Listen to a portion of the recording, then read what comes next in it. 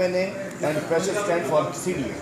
اعوذ باللہ من الشیطان الرجیم، بسم اللہ الرحمن الرحیم. علیم بھائی آپ کا بہت بہت شکریہ، ہمارے سارے MPs آپ کا، ہماری پریس، آپ ادھر آئے اتنے شارٹ نوٹس پہ، آپ کا بہت بہت شکریہ.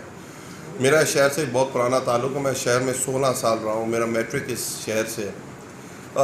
آج میں آیا اور میں نے کہا کہ 13 سال کی گورنمنٹ دیکھتے ہیں سندھ کی، جو ہم روز ادھر اتنے بڑے بڑے بلند و باغ دعوے ہوتے ہیں، اسلام آباد کے اندر بیٹھ کے ہم نے پتہ نہیں سندھ کو کیا پیرس بنا دیا ہے.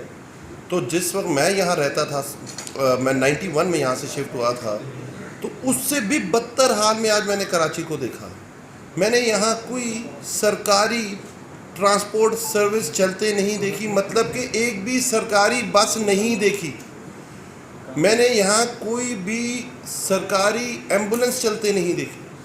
میں نے یہاں ہر جگہ کچرا دیکھا ہے، اور کچرے کے علاوہ کچھ نہیں دیکھا. میں نے یہاں میں نے جب پوچھا لوگوں سے کہ یار پانی کا کیا نظام ہے، میرے زمانے میں لوگ ٹیپ واٹر پیتے تھے. یہاں ٹیپ واٹر کا مطلب ٹوٹی گولی پانی ہاتھ میں ڈالا پی لیا، اس طرح کا پانی آتا تھا کراچی کے اندر جب میں کراچی میں رہتا تھا.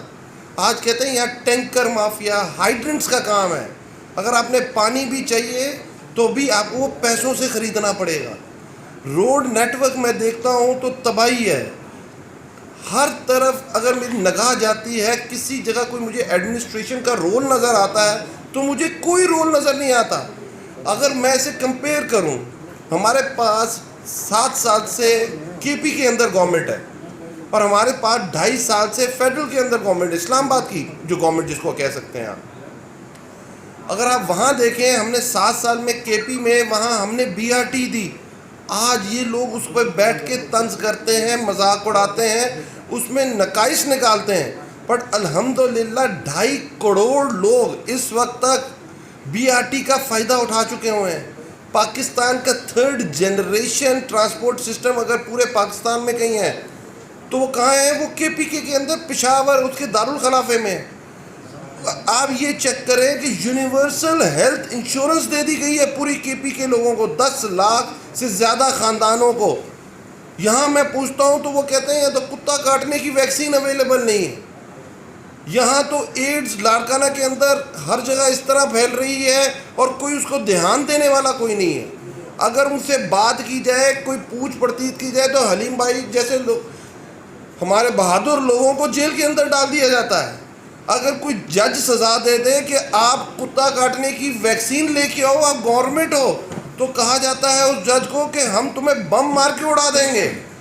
یہاں کوئی جہاں حکومت نام کی چیز میں نے نہیں دیکھی کراچی کے اندر. اور یہ وہ لوگوں کی بات کر رہا ہوں جو 35 سال اس حکومت کے اوپر، اس پاکستان کے اوپر انہوں نے حکومت کی ہے. جو لوگ اس چیز کے نظریے پہ آئے تھے کہ وہ روٹی دیں گے، وہ کپڑا دیں گے، وہ مکان دیں گے، آپ مجھے بتائیں یہ تینوں چیزیں چھیننے میں اگر کسی کا کردار ہے تو وہ پیپلز پارٹی کا ہے. وہی میں نے بات کی کہ اختیاری چیزوں میں اگر کسی کا کردار ہے. آپ یہ دیکھیں کہ پنجاب کے اندر آٹے کا تھیلا آج 850 روپے کا مل رہا ہے. 2 بڑے صوبے ہیں پاکستان کے جو ویٹ پروڈیوس کرتے ہیں، سندھ دوسرے نمبر پہ ہے. 2 سال پہلے کاشتکار کے ساتھ زیادتی کی کہ اس سے پرکیور نہیں کی. اگر پچھلے سال پرکیور کی تو اسے ریلیز نہیں کیا. 1300 سے 1500 روپے کا غریب آٹے کا تھیلا کراچی میں لینے پہ مجبور ہے، سندھ میں لینے پہ مجبور ہے. مجھے بتائیں گورنمنٹ ہے کہاں؟ ہم فیڈرل گورنمنٹ 2.5 سال سے ہمارے پاس ہے. آپ آگے چیک کریں اسلام آباد کو، میگا پروجیکٹ چل رہے ہیں. 22 لاکھ کی آبادی ہے، 150 ارب روپے کا منصوبہ پانی کا غازی سے، انڈس سے ہم لے کے اسلام آباد کے لیے آ رہے ہیں. خانپور سے ہم پانی لا رہے ہیں، راول ڈیم سے ہم نے پانی لے لیا ہے. آپ ہائی ویز دیکھیں، بڑے بڑے پروجیکٹس ہو رہے ہیں اسلام آباد کے اندر، underpasses, flyovers, transportation system دے رہے ہیں ہم اسلام آباد کو، ان کے رائٹ کو ہم اسٹیبلش کر رہے ہیں. مجھے ایک بات بتائیں، کہاں ہے سندھ کی گورنمنٹ؟ کہاں ہے ہمارے 1.5 کروڑ سے زیادہ بھائی جو کراچی میں رہتے ہیں؟ کوئی پرسان حال نہیں ہے ان کا. آپ کوئی اس کو اربن اسٹیٹ نہیں کہہ سکتا.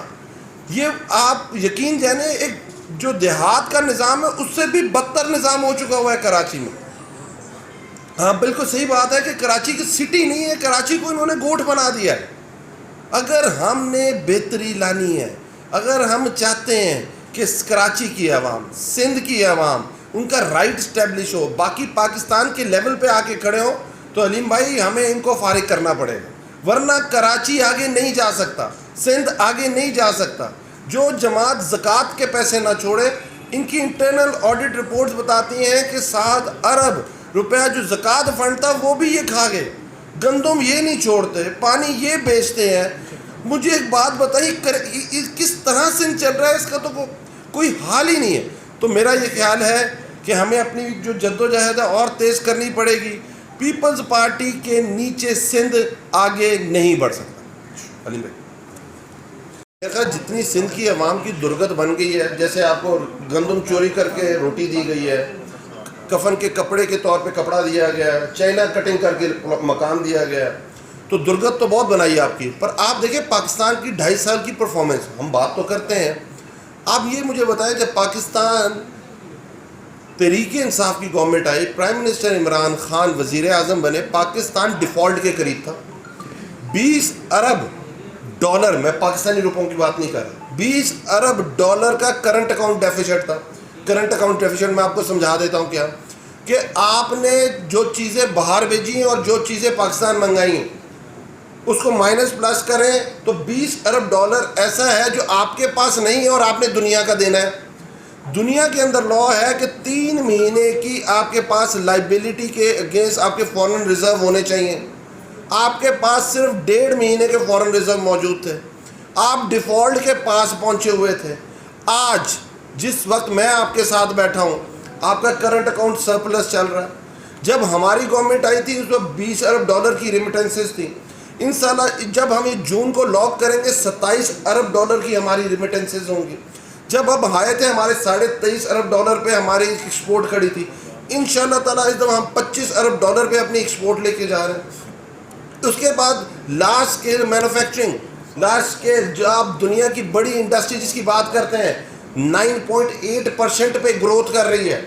ٹیکسٹائل سیکٹر کو اٹھا لیں، آٹو موبائل سیکٹر کو اٹھا لیں، کنسٹرکشن کو اٹھا لیں، سیمنٹ کو اٹھا لیں، آپ جس مرضی انڈسٹری کو اس وقت ہاتھ لگائیں گے، آپ کراچی کے لوگ جو کراچی کے انڈسٹریلسٹ ہیں وہ آپ کو بتائیں گے کہ اس وقت بوم پہ ہے، بوم پہ ہے۔ میں اسی میں آ رہا ہوں، میں اس پہ بھائی میں کیوں نہیں آپ کا نہیں بھائی، اس وقت پنجاب کے اندر جہاں ہماری گورنمنٹ ہے، فیڈرل گورنمنٹ ہے، پروونشل گورنمنٹ ہے، 850 روپے کا تھیلا مل رہا ہے آٹے کا 20 کلو۔ کراچی کے اندر، کراچی میں آپ کو بتا رہا ہوں بھائی جان 850 روپے، یہی تو بات ہے۔ وہ ادھر وہ اتنی درگت بناتے ہیں لوگوں کو سوچنے سمجھنے کی صلاحیت ہی ختم ہو گئی ہوئی۔ بات کرنے کا مقصد ہی یہ ہے، جو چینی ہے آپ کو پتہ ہے اس کی سپورٹ پرائس کیا تھی جب ہماری گورنمنٹ آئی؟ گنے کی سپورٹ پرائس کیا تھی؟ 140 روپے۔ اس وقت گنے کی سپورٹ پرائس کیا ہے؟ 220 روپے۔ آپ کو پتہ ہے 70% ہمارا جو پاکستان ہے وہ ایگریکلچر بیس، کاشتکار کی بیس پہ چلتا ہے۔ آج اس کاشتکار سے جا کے پوچھیں، آج آپ کی جو ہائی کورٹ ہے، جس نے آپ کی سندھ ہائی کورٹ نے ڈیسیژن دیا تھا، انہوں نے جو ریٹ طے کیا تھا کہ 80 روپے، جو گورنمنٹ نے طے کیا تھا، اس کے بعد انہوں نے انڈوز کیا کہ 80 روپے پہ جو شوگر ہے وہ آپ مل مالکان سے اٹھائیں گے اور 85 روپے کی آپ لوگوں نے۔ پوری دنیا میں آج کل کی رپورٹ ہے، اگر آپ لوگوں نے اخبار دیکھی ہو، 7 سال میں سب سے زیادہ مہنگائی اس وقت پوری دنیا میں آئی ہے جسٹ بیکاز آف کووڈ۔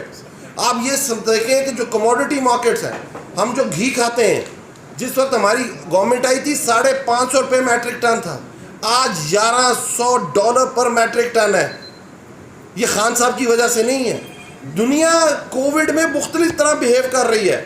آپ یہ دیکھیں کہ انگلینڈ کی اکانومی، آپ یہ دیکھیں جرمنی جو ورلڈ ریسیشن سے گیا، آپ دیکھیں آپ کا ہمسایہ ملک انڈیا جس کی وہ گروتھ کہہ رہے کہ 7%، 8% پہ جا رہی ہے، 29% انڈیا کی اکانومی کانٹریکٹ ہوئی ہے، انگلینڈ کی اکانومی کانٹریکٹ ہوئی ہے، جرمنی کی اکانومی کانٹریکٹ ہوئی ہے، امریکہ کی اکانومی کانٹریکٹ ہوئی ہے۔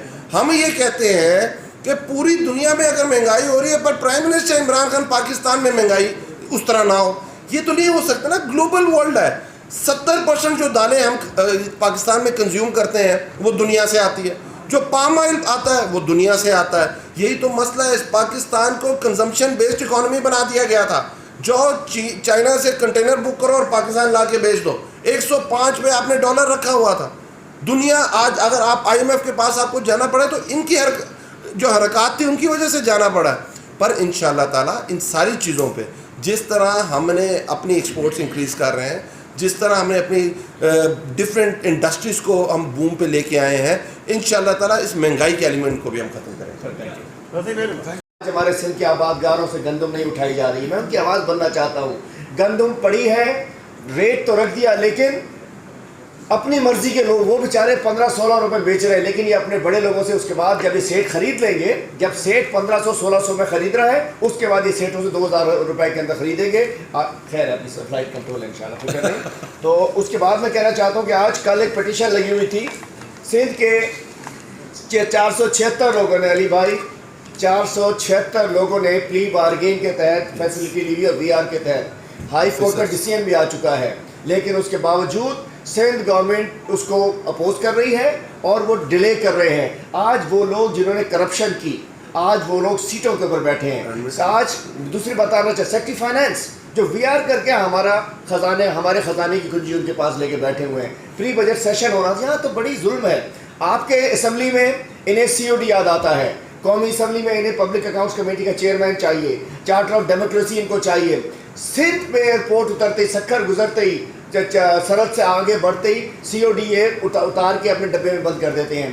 آج ہماری اسمبلی میں آپ کو حیرانگی ہوگی کہ ہمارے پاس کسی اسٹینڈنگ کمیٹی میں ممبرشپ نہیں ہے.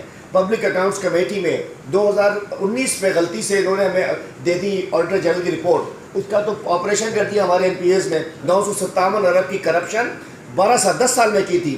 اس کے بعد 2 سال سے ابھی تک انہوں نے ہمیں آڈیٹر جنرل کی رپورٹ ہمیں نہیں دی ہے.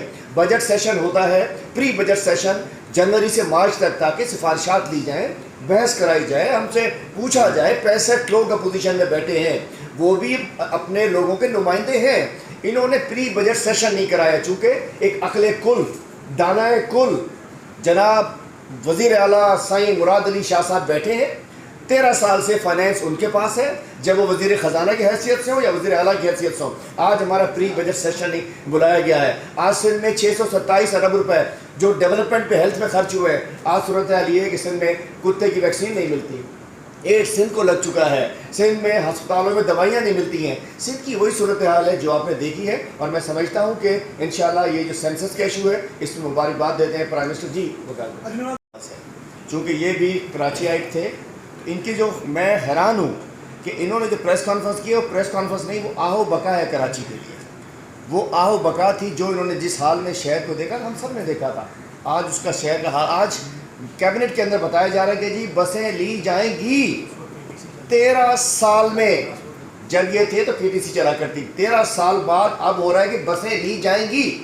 اس روز ایک بس کا افتتاح کیا کہ سفائر گروپ کی بس تھی, وہ بھی خراب ہو. آج 13 سال بعد بسیں لی جائیں گی.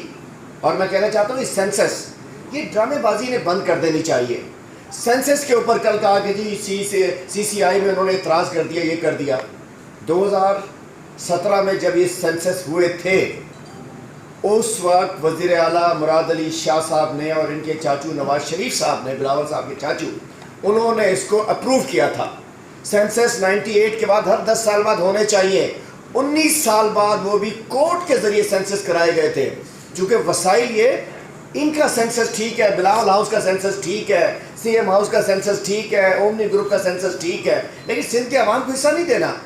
اس سینسس پہ جس پہ اب یہ سیاست کر رہے ہیں, اس پہ انہوں نے اپروو کیا تھا. ہم نے نہیں کرائی تھی یہ, اب ایک مجبوری تھی کہ ہمیں آگے بڑھنا تھا.